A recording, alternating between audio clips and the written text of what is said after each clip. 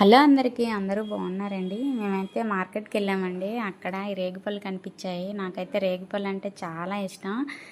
School దగ్గర రేగిపళ్ళు, ఎలంకాయలు, ఇంకా జాంకాయలు ఎక్కువ అమ్మేవాళ్ళు. అవి ఎక్కువ తినేవాళ్ళ. మనం స్కూల్ డేస్లో ఎక్కువగా తినేవి మన ఫేవరెట్గా మారిపోతాయి కదా.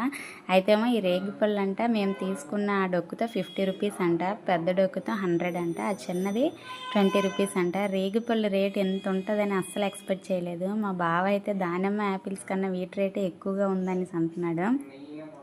ఊర్లో అయితే చెట్లు ఉండేవి, అక్కడ ఫ్రీగా తినేవాళ్ళం.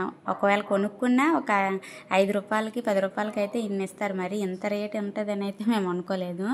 ఇంటికి వచ్చి చూస్తే అవి 50 రూపాయలకి 50 పళ్ళు కూడా లేవండి. అంత రేటు ఉన్నాయి రేగిపళ్ళు రేట్ అయితే.